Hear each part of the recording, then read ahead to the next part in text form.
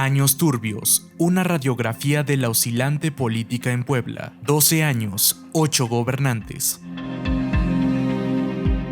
El Estado fue víctima de inestabilidad por la continua alternancia del poder público, derivada de una inusual serie de reajustes políticos, acontecimientos fatídicos y una pandemia. Puebla ha navegado a contracorriente, sin un régimen firme y en ausencia de un proyecto de progreso a largo plazo.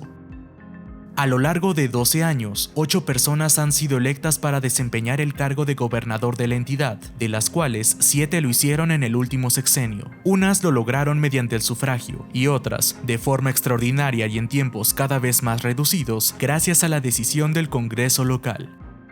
Debido a los cortos plazos de mandato, ningún gobernante logró sacar a Puebla del estancamiento político, económico y social, que es síntoma del autoritarismo y la privación del Estado de Derecho que comenzó años atrás.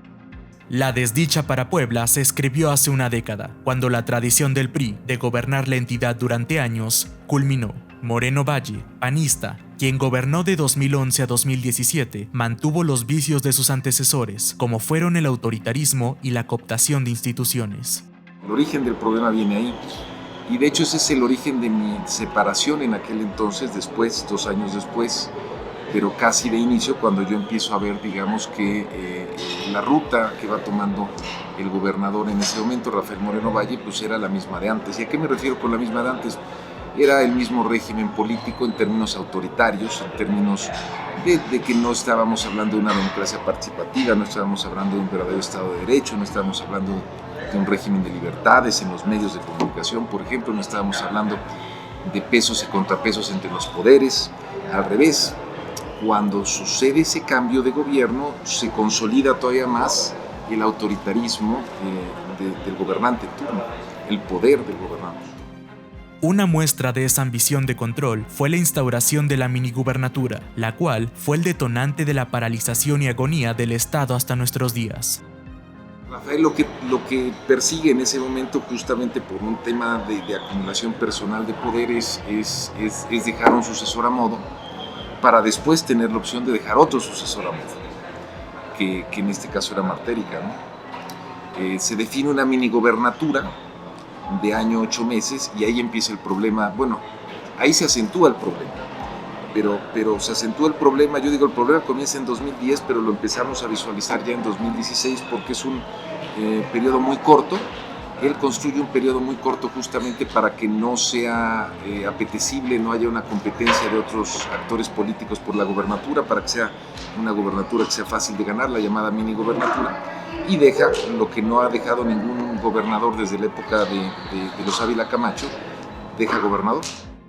Javier Lozano, uno de los personajes más cercanos al núcleo que encabezó Gali Fayad, confiesa que Moreno Valle nunca confió por completo en él, pues Rafael quiso utilizarlo para operar políticamente a su beneficio. La primera decisión fue que habría, después de su gobierno, un gobierno por 4 años, y entonces ya vendría el nuevo calendario electoral, que no empataría con el del 18, sino hasta el 20. Pero alguien le hace ver, no sin intriga y no sin mala leche, a Rafael Moreno Valle, que dejar a Tony Gali 4 años era demasiado tiempo y que entonces ahí podría romperse su maximato, por así llamarlo. Él pensaba que podría seguir gobernando a través de la figura de Tony Gali. Entonces decide que va a ser solamente de 22 meses su gubernatura. Pero también fue una fregadera para Tony, porque una candidatura por 22 meses o por 6 años, pues te cuesta lo mismo, el mismo desgaste personal, familiar y también económico, ¿no? ¿Y qué tanto puedes hacer en 22 meses de gobierno, mano? ¿Sí? De tal suerte que así pasó, que así fue como sucedió, y se empatan así entonces los calendarios. Fue muy poco tiempo el que pudimos estar en gobierno, fue muy poco con lo que se pudo hacer en ese reducido periodo. Pero entonces, ¿por qué aceptó Gali la candidatura con tantas cartas en su contra? Ya estaba muy comprometido. ya estaba muy comprometido. Entonces, yo sí creo que ahí el que falla, el que falta a su palabra y el compromiso es Rafa, no Tony, ¿no? Yo estoy seguro que si desde el principio le dicen a Tony Gali, vas por 22 meses, dicen, agárrense otro güey. Yo no, pero pues ya estaba muy echada a andar la maquinaria. Yo creo que fue un cambio de opinión, que se convierte, pues para Tony, en un cambio de señal, que dice, oye, de haber sabido que así iba a estar la cosa, pues ni me meto. Claro. Si algo le admiro a Tony Gali, además de que es un gran amigo, un gran ser humano, una fortaleza familiar muy padre, man. Y yo pienso que eso, pues voy a tener el honor, el gran privilegio de servir a mi estado como gobernador, aunque sea por un periodo corto. Bueno, lo vale. Limitado por su mandato tan corto, Gali Fayad tuvo pocos proyectos destacables, aplazó el rezago y preservó la injerencia de su antecesor en los tres poderes del Estado. Durante este tiempo, los Moreno Valle se dedicaron a apropiarse de políticos de Morena, con el objetivo de debilitar la estructura del futuro. En ese momento lo que sucede es que él acaba con un gobernador de 1 año 8 meses, pero no había un gobernador. Había 2 gobernadores. Estaba el gobernador constitucional, que era Tony Gali, y había un gobernador de facto, que era Rafael. O sea, era un gobierno de 2 cabezas. Y hay muchas historias de lo que ocurría ahí internamente, de decisiones que tomaba uno, de decisiones que tomaba otro. Pero entonces empiezas a generar una inestabilidad, no solo porque el periodo es muy corto, sino porque tienes 2 cabezas. Y después eso empata con la decisión que se da después de la candidatura de Marta Erika, que era profundizar todavía más el régimen de poder personal de él. Antes de finalizar su gestión, Gali Fayad se volvió antagonista del proyecto político de los Moreno Valle, según Lozano Alarcón. El motivo de la fractura entre ellos es una incógnita, incluso para él. El único caso que sí recuerdo que sí fue de mucha tensión y que sí terminó por romperlo todo fue cuando le pidió el último día que aumentara el precio de la tarifa del servicio público, del transporte público, y Tony dijo que no. Y entonces ya tenía el documento, fírmale, no firmó. Y entonces pues parecía que había dejado a la perra embarazada, pero pues no, la verdad es que no le correspondía a él hacer ese ajuste, y pues la verdad es que ya no hubo una relación fluida entre ellos, y luego pues pasó todo lo que pasó, y pienso que también aquí hubo una suerte de, no me gustó ya después, todos los gobernadores subsecuentes, nadie se volteó a ver a Tony Gali, nadie quiso su opinión, nadie, como que, no sé, fue muy feo esto, no me gustó después. Bueno, no se diga Barbosa, nunca recibió a Tony Gali, no solamente no lo recibió, lo persiguió hasta el último día de su vida, ¿no? Lo tiene fuera del país, no sé cuántas carpetas abiertas, a su familia, tal, ¿no? Pues, ¿qué es esto, man? La verdad es que qué desafortunado para Puebla, ¿no? Los comicios de 2018, en los que resultó victoriosa Marta Erika Alonso, se posicionaron como uno de los episodios democráticos más cuestionados de la historia moderna de Puebla. El robo de boletas y la violencia en las urnas hicieron que el entonces candidato Barbosa Huerta señalara a sus contrincantes de ser los artífices de un presunto fraude cometido en su contra. Una de las tantas dudas que hubo fue si Gali Fayad utilizó el aparato gubernamental para beneficiar electoralmente a Alonso Hidalgo. Funciona absolutamente institucional, te podrás imaginar, pues que él no estaba metido en ese proyecto, porque precisamente ya para entonces las cosas no estaban bien con Rafa, ni mucho menos, y quien verdaderamente estaba detrás de Marta Erika y tal era Rafa con su equipo, ¿no? Con todo su equipo, y más bien Tony, pues haciendo gobierno, y punto, y no moviéndole a nada. ¿Para qué? Pues para que cuando llegara Marta Erika no le echara la culpa a Tony de que había algún desajuste en el funcionamiento del gobierno. Los morenistas acusaron rápidamente que su derrota fue producto de un fraude orquestado por Moreno Valle y sus operadores más cercanos, como el exdiputado federal Euquid Castañón Herrera, hoy en prisión. Uno de los hechos que definió la jornada fue lo ocurrido en el Hotel donde militantes morenistas irrumpieron una sala en la que algunos panistas procesaban decenas de boletas electorales sin autorización. Bueno, fue una elección manchada, fue la más violenta del país, la más violenta en la historia de Puebla. Hubo balazos, muertos, robo de urnas, y hoy mucha de la gente que ocupaba espacios en el equipo de entonces quien era su líder, de Rafael Moreno Valle, nos dicen muchas de las cosas que hicieron y que planearon para llevar a cabo este fraude. Decían, no me interesa lo demás, lo que quiero es la gubernatura y la vamos a mantener a costa de lo que sea. Y así fue. De ahí nos fuimos a todo el proceso de impugnación, donde se demostraron cómo estaban manoseados los paquetes, cómo entraban a las bodegas, etcétera. Lo vimos desde que una cadena televisora no quiso poner su PREP. Todo era claro, y sin embargo mantuvieron ese fraude hasta el final. Y era algo difícil porque en todo el país se vivía un ambiente de triunfo de la democracia, un ambiente democrático. Había ganado Andrés Manuel, había ganado Morena después de tanta lucha, y Puebla seguía en esa situación, ¿no? Entonces, en el mismo a mí los funcionarios de la FEPADE me lo dijeron, no de la FEPADE, de la FEPADE: aquí hay material ilegal, es ilegal que esté aquí. Tras jurar como mandataria, Marta Erika Alonso pudo apenas definir su gabinete, viajar al interior del estado y volar a la capital del país. Gobierno que al final ni se desarrolló. Solo se conocieron sus promesas de campaña, concentradas en los rubros de salud, seguridad, educación, apoyo a mujeres, movilidad y economía. Todo ello se hundió en diciembre de 2018, junto al desplome de la augusta A109S Grant. Entonces a mí me pareció francamente una transición muy mala, muy mala, y pues no duró, fueron 11 días los que estuvo Marta Erika al frente del gobierno.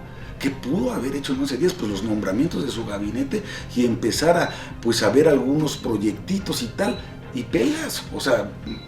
Y vino el caos, porque pues obviamente nadie estaba preparado para esa situación, ni en el gobierno de Puebla, ni en el Senado de la República, donde era coordinador de los senadores de Acción Nacional Rafa Moreno Valle, y tenía un liderazgo brutal, y vaya que lo echamos de menos, ¿no? Entonces, pues viene todo lo que ya vimos que pasó, y viene también una feria ahí de contradicciones y traiciones y de ambiciones, y pobre Puebla pues ha tenido más gobernadores en los últimos años que entrenadores el equipo de fútbol, mano. Tras la muerte de la gobernadora, se reactivaron las distintas fuerzas políticas del estado para elegir un nuevo gobierno. Con un panismo dividido y afectado, el terreno preelectoral se consolidaba fuerte para quien parecía el candidato obligado de Morena, Barbosa Huerta. Barbosa movió sus cartas y reagrupó a los diputados locales de Morena, esto a sabiendas de que la definición del gobierno interino quedaría en sus manos. El sorpresivo resultado del consenso parlamentario fue la designación del priista Guillermo Pacheco Pulido como nuevo titular del Ejecutivo poblano, quien desempeñó el cargo por 6 meses.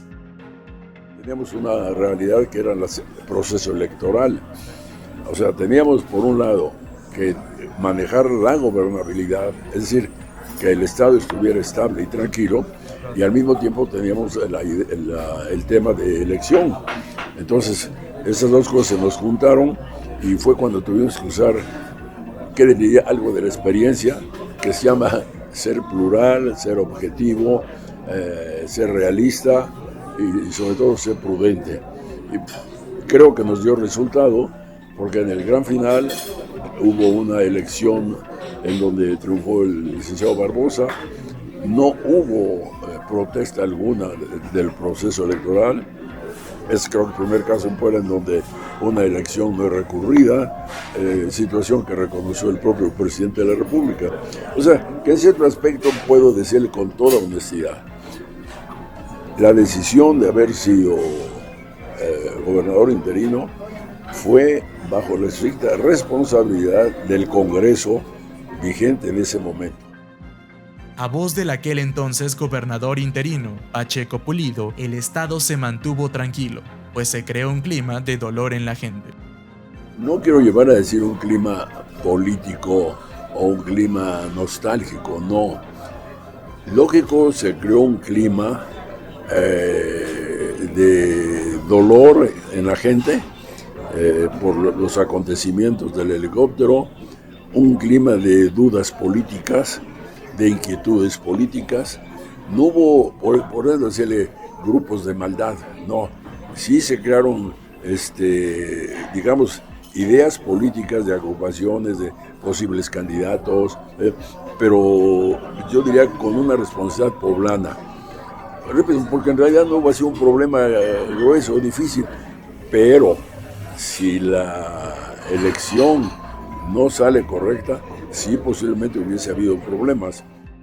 Barbosa le ganó por casi 175,000 votos de diferencia al candidato del PAN, Enrique Cárdenas, y por poco más de 400,000 sufragios al abanderado del PRI, Alberto Jiménez Merino. En esta segunda elección participaron 1,532,589 votantes, es decir, casi 1,360,000 personas menos que en los comicios de 2018. Barbosa Huerta asumió el cargo en agosto de 2019 y fue el primer mandatario que tuvo la oportunidad de elaborar su plan de desarrollo a largo plazo, pues, a diferencia de Pacheco Pulido, Barbosa tuvo la certeza de que su mandato llegaría hasta diciembre de 2024. Sus objetivos se focalizaron en seguridad pública, campo, desarrollo económico, disminución de desigualdades y gobierno transparente. Asimismo, estableció 4 ejes transversales: infraestructura, igualdad, medio ambiente y pueblos originarios. En su primer informe de labores, Barbosa destacó la reducción de inseguridad y el arranque de algunos programas y políticas dedicadas al campo, pero no hubo obras masivas. Un año después, la pandemia de COVID-19 impactó negativamente al mundo. En Puebla, los estragos económicos y sociales agudizaron aún más el rezago traído desde administraciones pasadas. Aunado a ello, la Organización Mundial World Justice Project evaluó a Puebla en su Índice de Estado de Derecho 2021-2022 con una democracia deficiente, siendo la 6ª peor del país. El puntaje obtenido en el análisis fue de 0.37, donde 1 era la cifra más alta. Las principales deficiencias durante el mandato de Barbosa se acentuaron en la falta de contrapesos de poder, brechas de acceso a la justicia, gobierno abierto y cuidado de derechos humanos. En su último reporte disponible, el Coneval midió que la pobreza en Puebla se agravó en 2020, evidenciando que 69.9% de la población vivía bajo los niveles de pobreza. Otras carencias que se exacerbaron de 2018 a 2020 fueron la accesibilidad a servicios de salud, rezago educativo y disponibilidad de alimentos saludables y dignos para la población. Creo que se tiene que hacer un gran acuerdo estatal que plantee una visión conjunta del Estado para los próximos 20, 30, 40 años, dónde queremos estar, y que después diseñe los programas, las instituciones, el marco jurídico, en unidad de los actores que deseen participar de todos los rumbos de la vida pública y privada para llevarnos allá. Es un gran acuerdo, un gran pacto, así le llamo yo. Y creo que las condiciones que se han vivido en Puebla hacen que eso sea posible e inminente a partir del 2024. ¿Puebla qué va a ser? Va a ser un estado orientado a las nuevas tecnologías, va a ser un estado turístico. ¿Cuál va a ser qué va a tener Puebla, ¿no? Que le dé viabilidad los próximos 20, 30, 40 años, ¿no? Y todo eso, yo digo, parte de un gran acuerdo que se materializa después. Un gran acuerdo, cuando digo un gran acuerdo, ¿a qué hablo? Un tema que realmente incorpore a todos los actores de la sociedad, y no digo a las cúpulas, digo hasta abajo. Es un tema que incluso puedes votar de manera democrática. Oigan, ¿estamos de acuerdo en esto? ¿Sí o no? Puedes hacer una consulta popular amplia donde expliques el proyecto, ¿no? Más allá de que haya mucha gente que se incorpore en estas ideas. y después darle viabilidad a eso. Yo creo que la viabilidad tiene que después traducirse en leyes, instituciones, porque si no, llega alguien más y opina diferente y cambia todo. En esta lógica de yo soy el poder único, es parte de lo que se tiene que eliminar. Pues el Ejecutivo tiene que ser el Ejecutivo. Quizá en México siempre hemos vivido ejecutivos fuertes, qué bueno, pero no puedes tener poderes legislativos que sean irrelevantes, como lo son, al menos en los estados, y al menos en Puebla así han sido, completamente irrelevantes. Ahora, la experiencia de la última década obliga a Puebla, a sus gobiernos y a su gente a reacondicionar la clase política y sus planes de desarrollo, pues los expertos advierten que la economía ya sufrió daños difícilmente reparables durante este plazo. Para concluir, todas las fuentes consultadas para el presente trabajo coincidieron en que ninguno de los gobernantes hizo lo suficiente para acabar con los vicios antidemocráticos iniciados en los gobiernos priistas. Realización: Daniel Cortés. Producción editorial: Jorge Rodríguez. Producción audiovisual: Abraham González. Organización editorial mexicana: El Sol de Puebla.